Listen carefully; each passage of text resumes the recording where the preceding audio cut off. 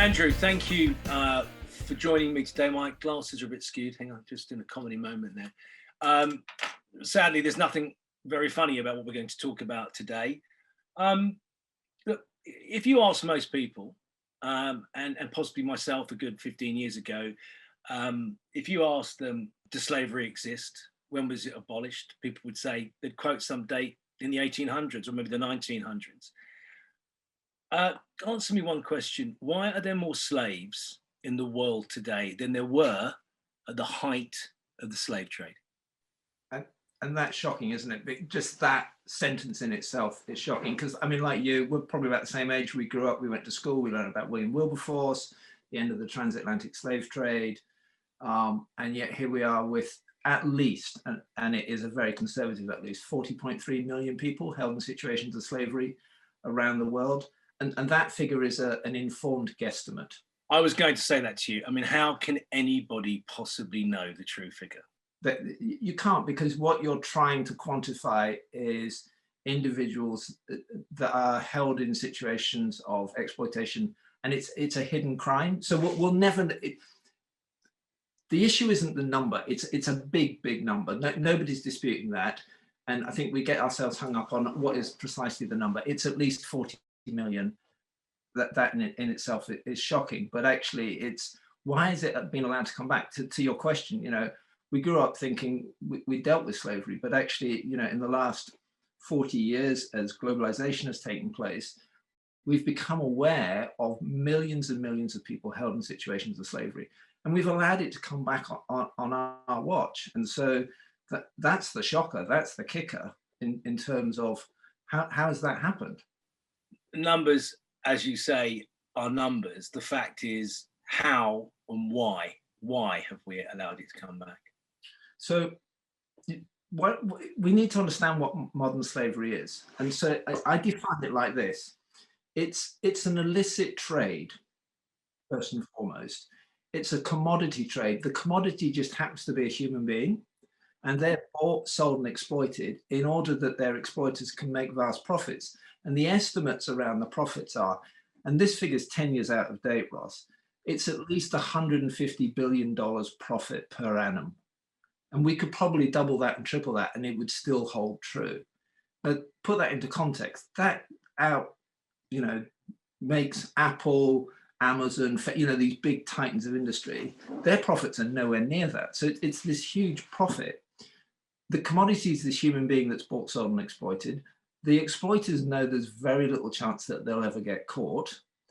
And unfortunately for the victims, there's very little chance that they will be able to exit that exploitation, and even worse, find justice. Well, on that note, trafficking plays a major part of modern slavery. Can you define basically the elements that are involved in that? And I'd go, the recruiting, the transportation, the means, force, fraud, coercion, deception, and the purpose, which is obviously exploitation of a human being. What exploiters do is that they prey on vulnerable people. And vulnerability could be, here you are in a country, your opportunities are grinding poverty, and someone comes along and says, I can get you a job in the UK or in the West or whatever, and you can earn this much. And you think, blimey, that's a king's ransom. With that, I could afford to pay my family and everything else. It doesn't matter whether you've heard about trafficking or not, because then human nature kicks in. You think, I'm not going to be the one that gets caught up in this. And so exploiters are really good at preying on that vulnerability. So you say, okay, yes, I'll go. They then say, I'll sort out the transportation, I'll get you there, get your papers and everything else. And they are spinning the net in terms of ensnaring that person. They will probably legitimately come into the country. We know from our stats, the vast majority of foreign nationals that get caught up in trafficking in the UK came into the country legally. They had the visa, their passport and everything else. They didn't know that they were stepping into the trap. And that's a myth again, isn't it? If you speak to many people who live here in the UK, for instance, and that's probably true of other, what I would call Northern European countries, maybe North America, when they think about people coming into this country who are victims of slavery, their countries as victims of slavery, they would say they come in illegally. but that's not the case. No, at least 80, if not 85% of the victims that are found, when we look back at their journey, they came into the country through legitimate means. So via airplane, on a coach, on a bus. On the Eurostar, yeah. They're coming, they think, that I've either got this job and everything else, or sometimes what we call the lover boy syndrome, that they've been swept off their feet. Then they say, why don't we travel to the UK? And again, they just don't realize the trap is going to be sprung. Honey trap. The vast majority come in legitimately, and then it's sprung. I'll take your papers and everything else. Now you're going to be forced into sexual exploitation, or you're going to be put into a cannabis factory, or you're going to be inserted into a legitimate workplace, but I'll take control of your bank account. You'll be in tied accommodation. I'll have complete control over you. And it's about control, isn't it? A lot of it's about control.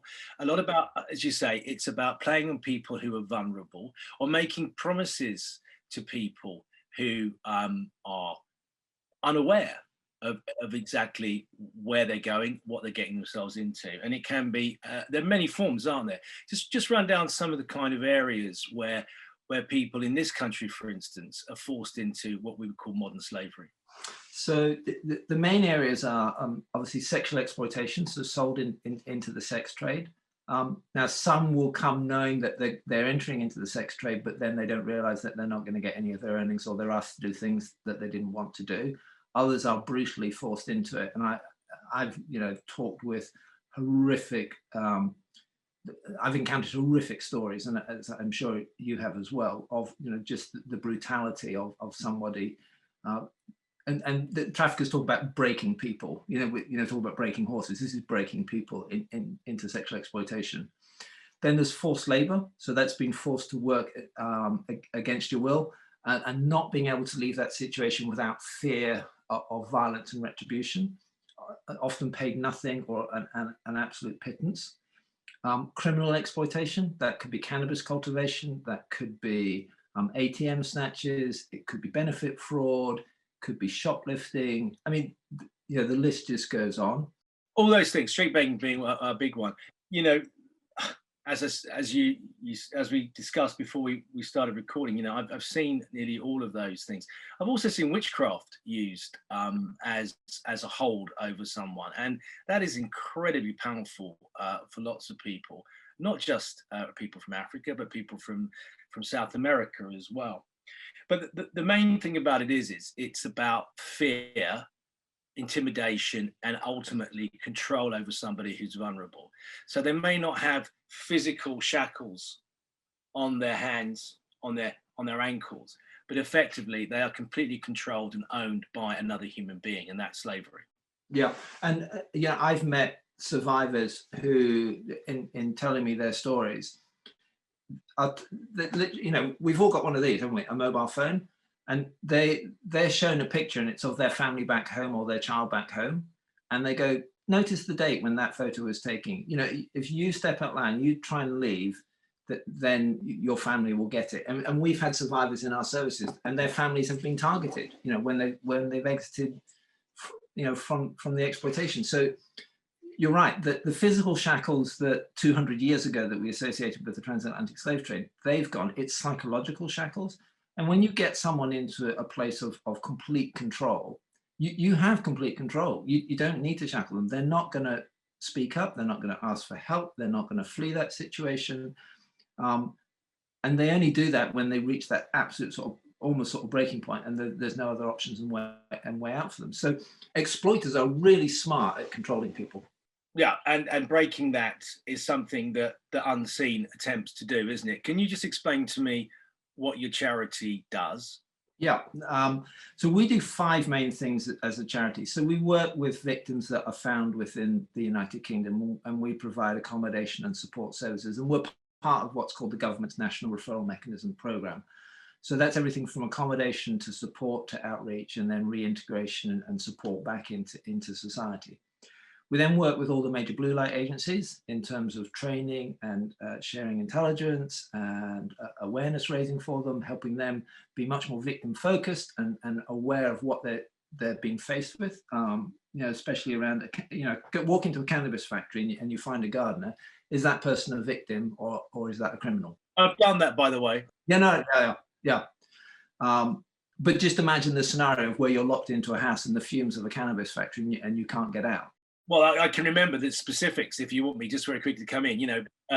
The house isn't stealing from the national grid, not only to make the hydroponics work, but also to defend the house. So door handles are electrified both in and out. So effectively, it stops other people coming in and taking down criminals stealing the cannabis. It also stops the gardener from leaving. And what I can remember when eventually the electricity was taken away from the house and the police entered, was that this young Vietnamese boy, which they often are, his only English was "I am 15," which meant he'd been taught that so that he wouldn't face a custodial sentence. He had 2 bags of rice, a large box of what I would call chicken stock, and some vegetables, and that was it for him for a month. So he was only replenished or fed once a month, and severely beaten if any of those plants got sick. And he'd been promised by the traffickers way back in Vietnam that he was going to be working, as an assistant chef in a restaurant in Paris, and he ended up in a 3-story building in Greenwich. Yeah, and that's a classic archetype, that you've just described. That and part of what, when I say we work with survivors, we work with those individuals that have come out of that situation. So all the complexity. We talk about complex trauma cases, that's our bread and butter in terms of what we deal with. One of the things that I've heard, whether it be people I've spoken to in the UK who were brave enough to talk to us, who were victims of trafficking and modern slavery. Now, I remember a young lad from India who was working in an Indian restaurant. He was fed with food. He never received. Part of keeping him trapped was to give him no access to any finance. But he did have a phone, a small old Nokia, and he used that to take pictures to send home. And he put pictures of himself next to a Mercedes car or next to a house, because the shame that he felt and the hopes that had been pinned on him by family members was overwhelming. And even though he wasn't managing to send money back, or if he was, only very little, and he was doing it through the traffickers, just for his self-esteem, he had to pretend that he was living this golden life, when in fact he was a slave working, cleaning the floors of an Indian restaurant. And that is so true. And in terms of, and this is back to the control and the psychology that exploiters use. So, and especially in a Southern Asian or East Asian context, and even in an African context as well, the notion of family and supporting the family is so important. So the shame can be the thing that holds people. Therein lies another thing. There's 2 things.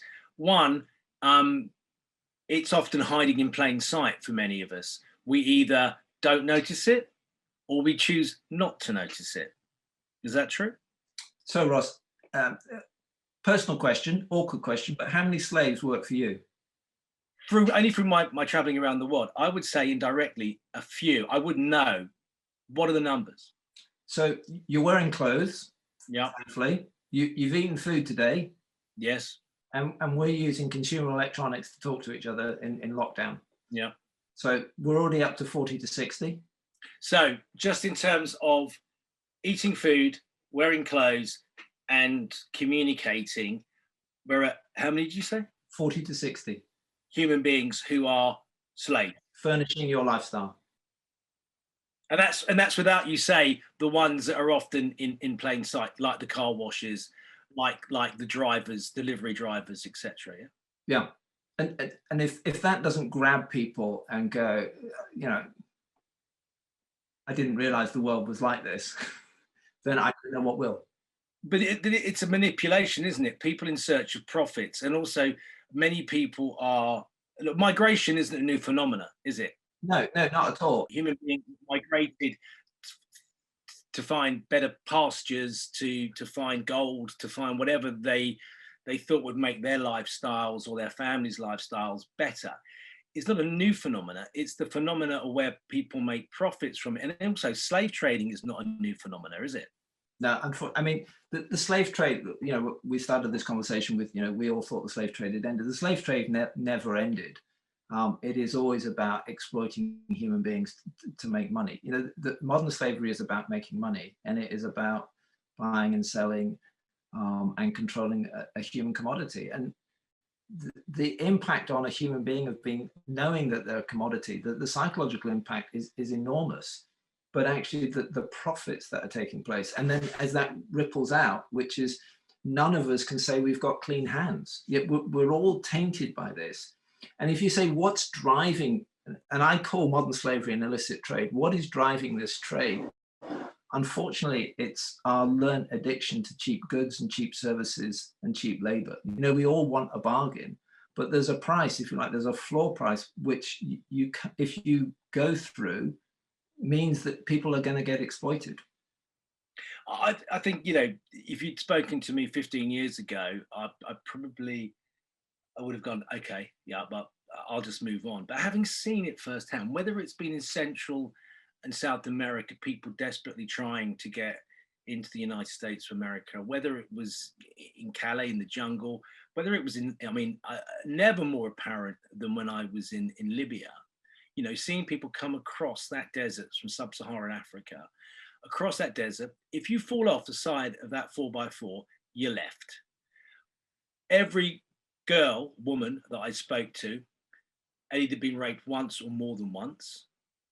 Many of them had tried to take birth control pills in our country before they left. And also, even on the trip across Libya, before they got to risk their lives traveling across the Mediterranean, many of them were held for a number of years, just as either sexual slaves or slaves of manual labor or held in servitude. And I don't think, unless you've seen that firsthand, it's very difficult to understand why somebody would leave one place to get to another. And isn't it really important that we start looking at addressing the issues in the countries of origin? Yeah, absolutely. Yeah. What we've done for the last 10 or 15 years is focus on, and there are some rights in it, but we've built more and more a sophisticated safety net for after the exploitation has taken place. What I'm interested in is, how do we turn the tap off? How do we address the issues? So like just those stories that you've told, I mean, you know, we could spend the rest of this just exchanging horror stories around that, but I don't want to sort of create that almost sort of compassion fatigue, or people just switch off because it's just too horrible. And but what is it that compels someone to take that level of risk, you know, to cross the Sahara knowing if I fall off, I'm dead? And people do on a regular basis. Yeah, and they do. And these stories get back, you know, so it's not as if people are going in completely blind. They know the risks, they know what happens and everything else. What's driving it is there are no options for them, or conflict has come, or climate change is rapidly changing things. So there's massive issues at play here. But it's economic. I don't want to start naming certain areas of the world, but you know, where you go in and you see such a disparity between the haves and the have-nots, and the great far majority have not. When it's plastered in front of them through the mobile phones, you know, online, you know, that there's a Shangri-La out there, and you've only got to get there, and you know, the streets are, you know, it's not a new phenomenon. The streets are paved with gold. That's such a draw, isn't it? That's such a draw for a human being. And also, all human beings do this. It won't be me. It'll be someone else. I'll be the one that will be all right. But I think, you know, the economic thing is even wider than that as well. So what's happened, and I'm kind of poacher turned gamekeeper, or I'm a gamekeeper turned poacher. I used to work in retail. So I kind of know how these things work. But what's happened in the last 40 years is rampant globalization. And we have a business model which is about extracting as much profit from the equation as we can, in order that, you know, the business can thrive, that shareholders and investors are kept happy, and what businesses will tell you, and consumers are demanding cheap goods. But I know that consumers are educated around cheap goods. But there's been some research done which was around, okay, what if you did the right thing? because actually it's not wrong that businesses are located around the world. What's wrong is where that results in forced labor exploitation and or living wages not being paid. So what if we did the right thing? What if all the way down the supply chain, we ensured the principles of decent work were applied, and we paid a contextualized living wage all the way down the supply chain? What this research showed was the cost for the price to save a pair of jeans would increase by between 23 and 50 cents. So 20 and 40p, nothing. You pay a living wage, and it's often to women and girls in those factories, means that that mum can support her family. It means that those kids can stay in education. That immediately reduces the vulnerability. It increases the economic benefits in that country. And if you reduce the vulnerability, it's much harder to traffic. And so actually, we've got to say, what kind of world do we want to live in? Do I want to consume products which means others are exploited? Or do I want to consume products where others also are having that opportunity for economic uplift? Otherwise, people go, well, I've got grinding poverty, or a really crap job over there. I might as well go and chase the streets of gold, because I'll be the one that makes it. I'll be the next Dick Whittington. Yeah, exactly that. And how do you go about changing that, though? How do you go about 23 cents? If it's 1,023 cents, I guess it adds up, or 1,023 cents, it adds up. But how do you go about implementing change in those countries? How do you convince the powers that be in those countries that they, and the companies, that they should think again? So it's a combination of things. So I can talk about what we've done already in this country. So I chaired a report that ultimately led to what is now known as the Modern Slavery Act. So we presented the government with, here's the evidence of what is happening in the UK, and created the environment for then the government to bring around that. And then Unseen, my charity, we led on the campaign for that is now known as Section 54 of the Modern Slavery Act, which is called Transparency in Supply Chains, which was companies had to tell us, the consumers and investors and everybody else, what they were doing to tackle modern slavery. So if you were a company and you did more than 36 million sales worldwide and you had a footprint in the UK, you had to say, this is what we're doing to tackle modern slavery around that. There was a clause within the legislation that said, if you don't produce this statement, then the government can take you to court and force you to produce a statement. So, transparency. The Modern Slavery Act was 5 years ago. There's still 3,700 companies plus that have never produced a statement. What effect, firstly, has COVID had on trafficking in the UK and modern slavery? In some respect, it's difficult to know because it's driven it underground. So those car washes aren't open. Those nail bars aren't open. Yes, some of those construction sites are still going in that whole process. Yet logistics distribution, we've talked about it. So a lot of what we talked about in terms of hidden in plain sight is now really hidden. The question we've got is, well, where have all those people in the car wash gone? Yeah. Because if you're an exploiter, you're not paying them a subsistence or, and if you're an illegal business, you can't apply for the furlough scheme, etc. I'm 100% sure they're just been exploited elsewhere. We just haven't found them yet. But what do you think they can be doing? Where can they be? They will be inserted often into legitimate businesses. So it could be logistics, could be distribution, it could be the agricultural sector. These exploiters are really smart, super savvy. They will find a way to insert it because they just want their commodity to turn a profit for them. And that's how they perceive human beings, as a commodity, right? Yeah, no, they don't perceive them as a human being. You're just a commodity. I mean, I've met people who have been exploited during the day in forced labor and then at night are exploited in sexual exploitation. So it is almost a 24/7 exploitation. I can remember talking to a trafficker of young girls in a prison in Romania who'd been caught.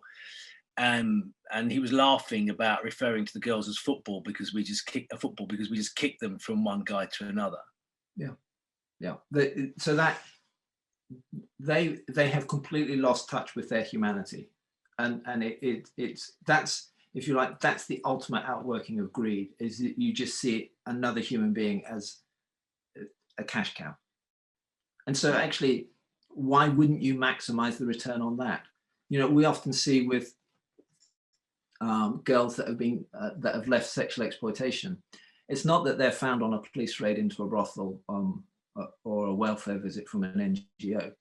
They either reach that point where they flee, they run for their lives, or they're just kicked out by their trafficker because they're no longer economically viable. You know, they've caught an STI and they don't want to run the risk of taking them to a health clinic to deal with that, or, you know, their body is battered and bruised, or the drugs are no longer controlling them. It is the very worst of humanity that we encounter. Do you foresee the day when human trafficking will overtake drug trafficking in terms of profitability? I think it already has. I think it's more profitable. And I mean, 10 years ago, we estimated the profits were, the ILO estimated the profits were about $150 billion per annum. Mm. It's double, triple that. And here's why human trafficking is so much more lucrative than drugs. Drugs is a one-hit wonder. You use it once and it's gone. The focus on it, the quotes war on drugs, which has been a rip-roaring success, you might as well get into human beings. They're far more compliant, less risky. You can bring them into a country legitimately. You can move them, and it's repeat business. It's not just criminal gangs that enter into human slavery, or enter or can control human beings in that way. Can you tell me what's happening in Uyghur? Is it Uyghur? Well, it's the Uyghur people in China, and we're probably both saying it wrong, but people will forgive us.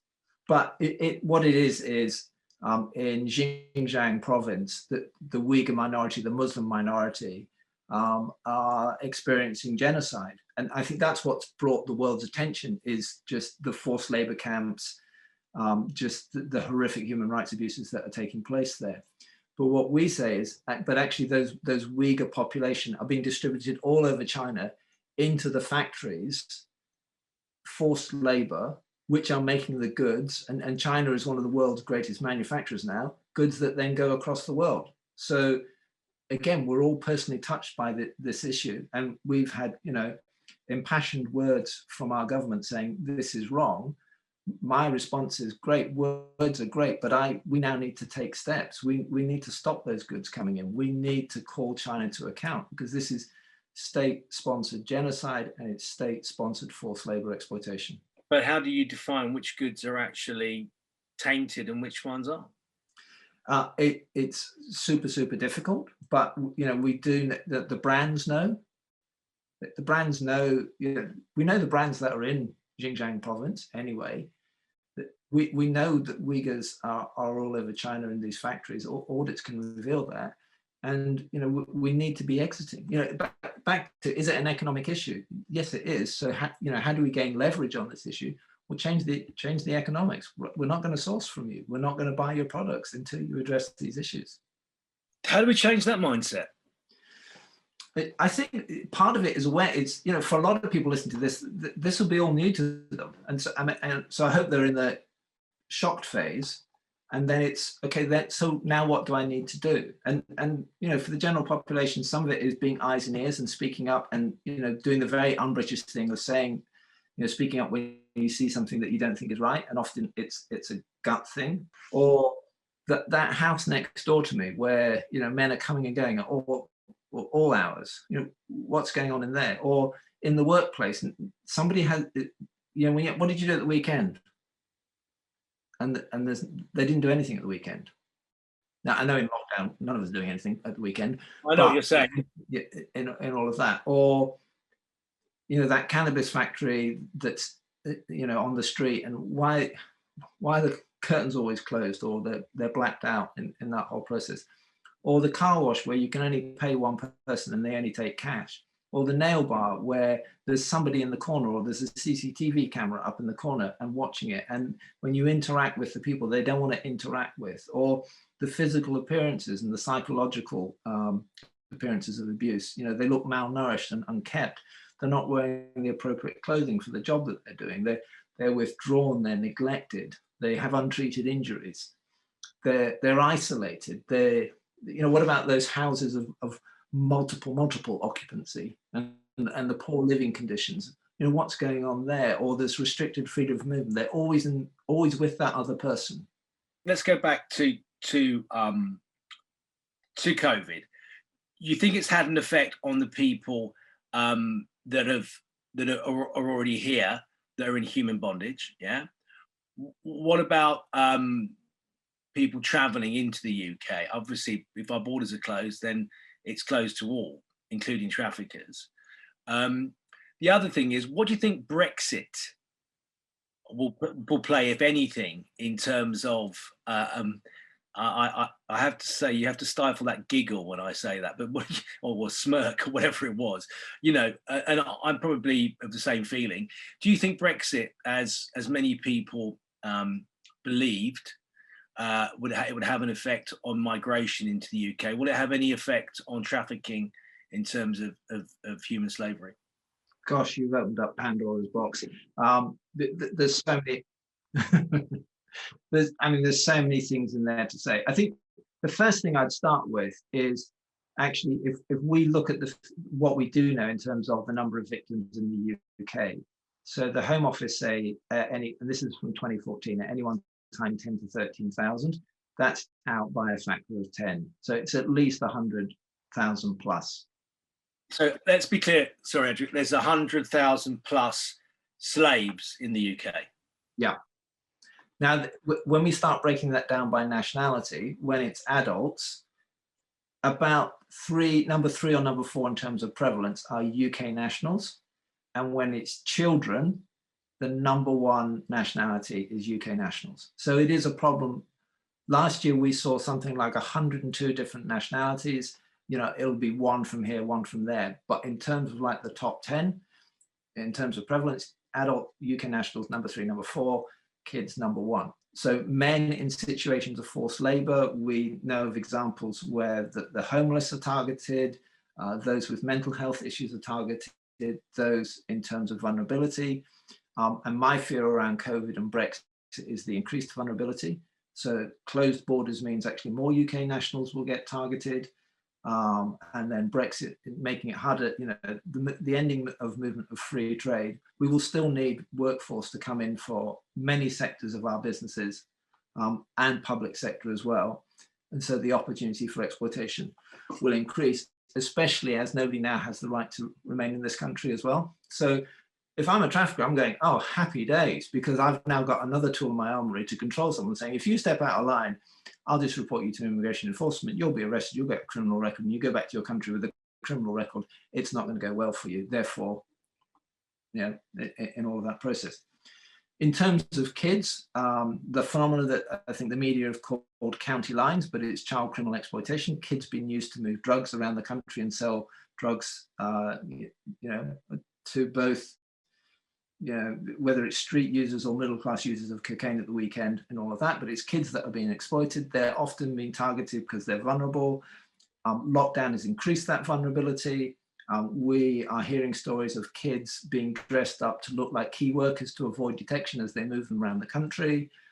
Again, the psychological control of those kids, the threats against their families.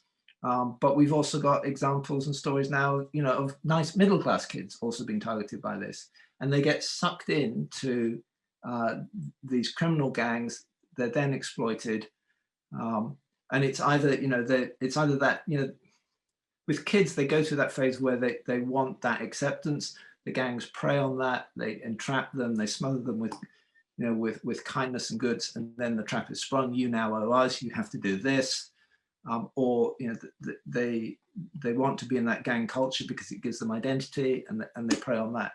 So all of that contributes to the UK nationals that have been targeted. Well, let's be clear again, these are British nationals.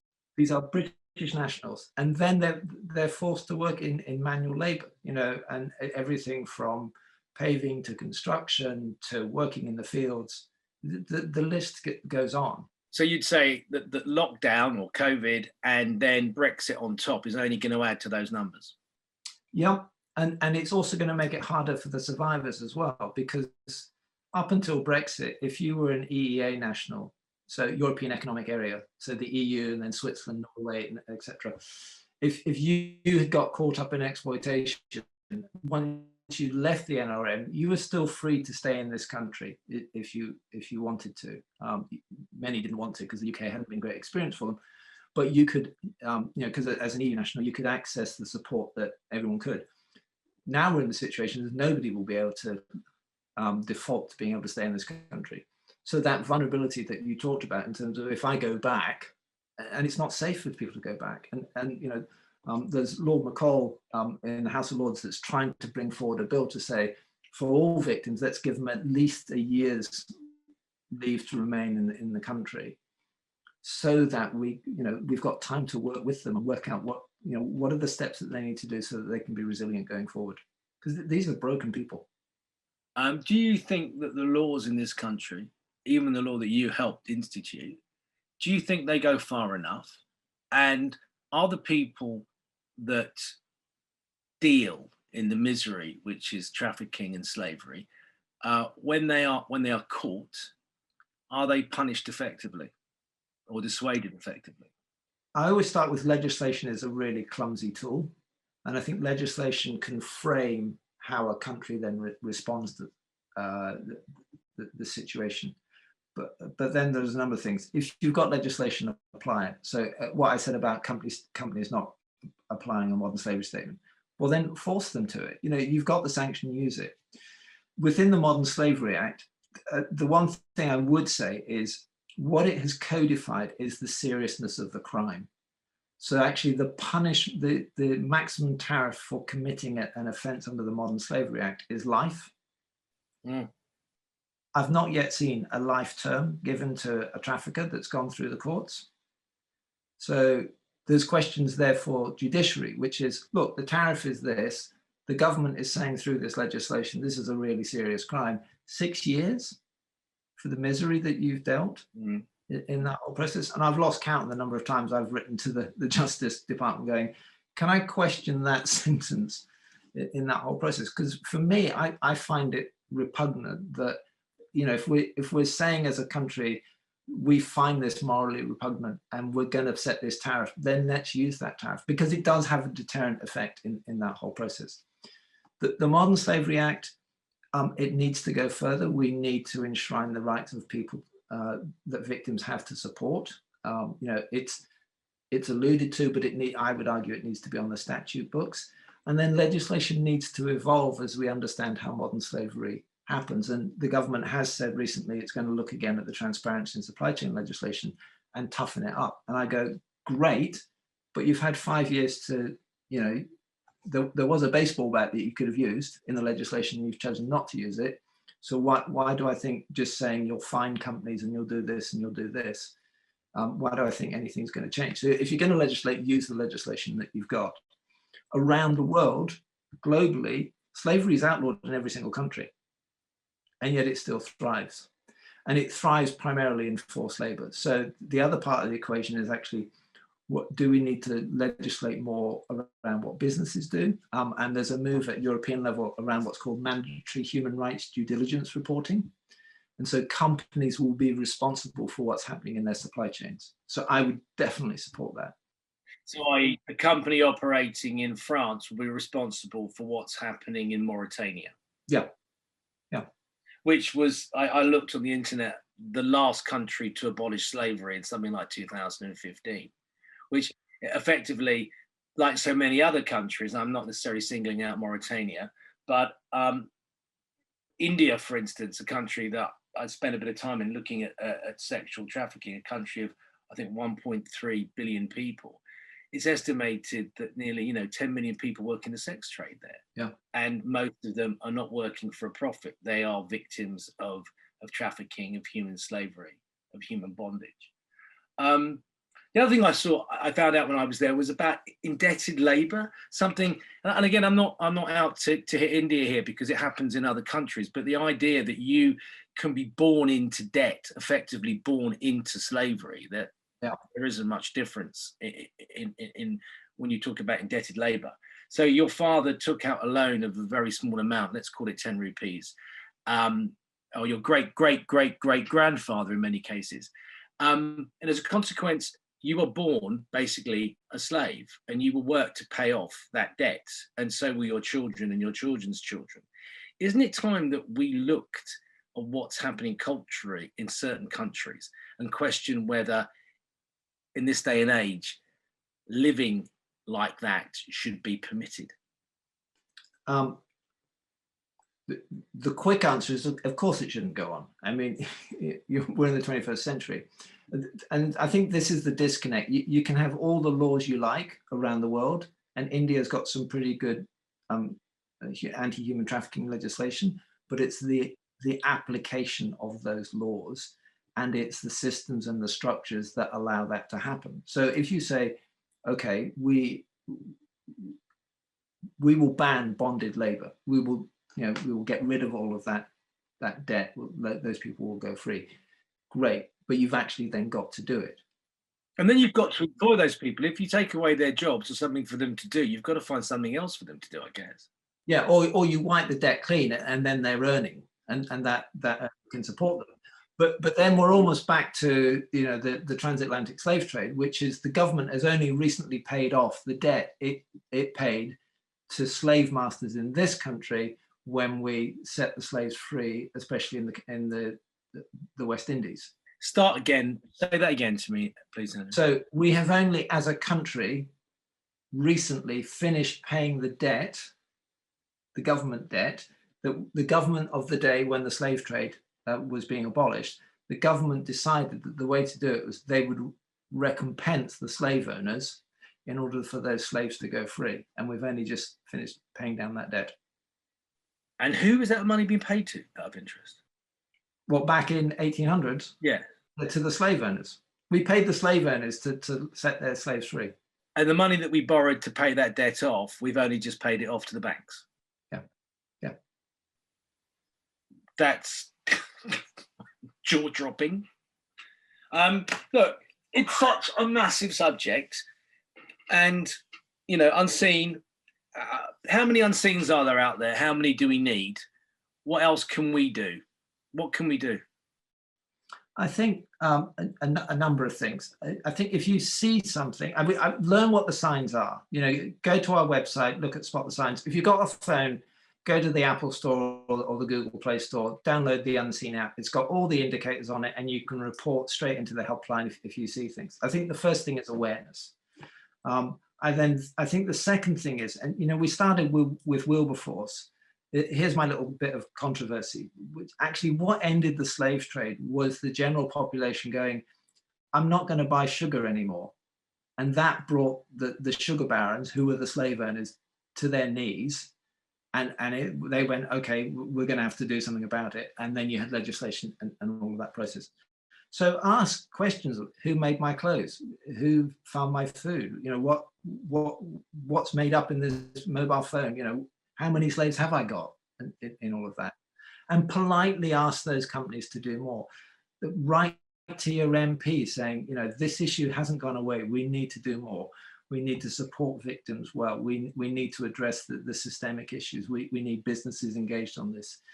Write to your pension fund and say, I don't want my money invested in companies that are that aren't complying with the legislation and aren't actively looking to end this trade. Support charity, Unseen, there's other great charities out there as well. Support those charities. We've just gone through COVID and dealing with the massive drop in support for charities, and yet we're having to step up and deliver services through the whole COVID thing. Tell your friends, share this podcast far and wide, because I think the more that people are aware, we build that environment where people go, I don't want to live in this world. I want to call people to live in a world that's better than where we currently are, where we're not exploiting people, where we value each other's humanity, regardless of the color of our skin or our nationality. We share one planet, and we need to support each other. And then we need to be aware that we need to keep pressures on government around climate and the economy and everything else. We've seen that hashtag Build Back Better. Well, do we really mean it? or are we just going to build back to something slightly different to what we had before COVID? Andrew, just before we finish, someone listening to this needs help, or feels they've got nowhere to go, feels that they are a victim, knows they are a victim. What should they do? Call us on the Modern Slavery Helpline on 08000 121 700. It's 24/7, it's confidential, there's trained advisors, they will give you the help and support, and they will connect you with the help and support that you need. Likewise, if you suspect something's going on that's not right, call the helpline. Can you give me the number again, please? Yeah, it's 08000 121 700. Andrew, thank you very much for your time today. Thanks, Ross. Really appreciate it.